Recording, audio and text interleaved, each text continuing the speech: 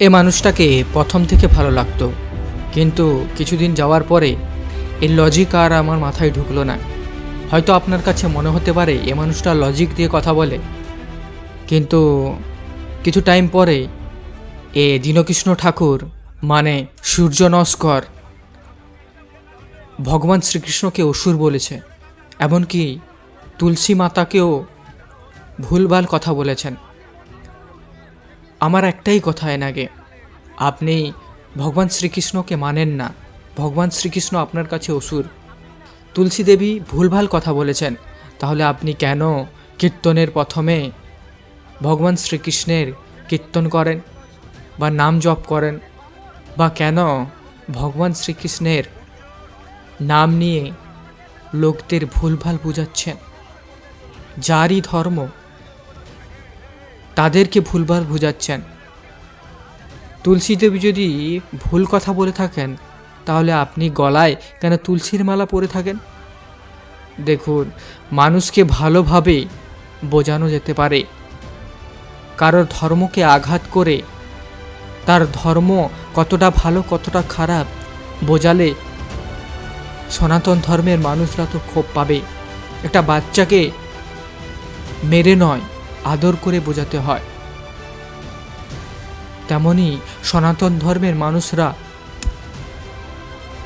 খুব নরম প্রকৃতির হয়, তাদেরকে বোঝালে অবশ্যই বুঝবেন।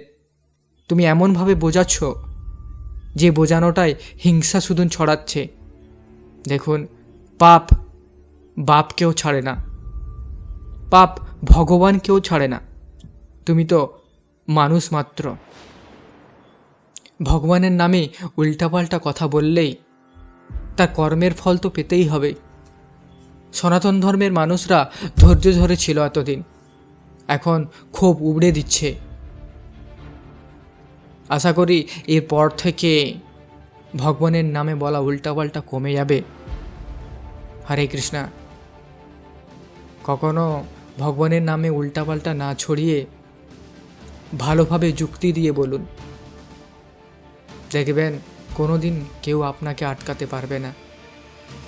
কুসংস্কার ছড়ানো খারাপ, কুসংস্কারকে বাহবা দেওয়াও খারাপ, কিন্তু মনে রাখতে হবে কুসংস্কারকে বন্ধ করতে গিয়ে আমাদের হিন্দু ধর্মের মানুষদের কাছে আপনি খারাপ যাতে না হন বা তারা যাতে কষ্ট না পান, সেদিকে লক্ষ্য রাখতে হবে।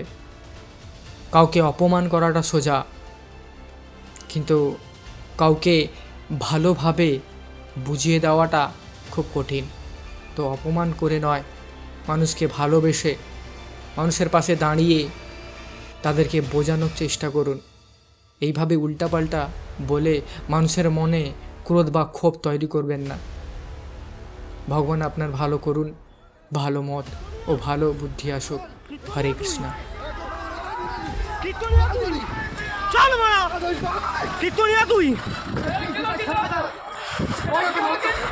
কীর্তনিয়া কৃষ্ণ অসুর,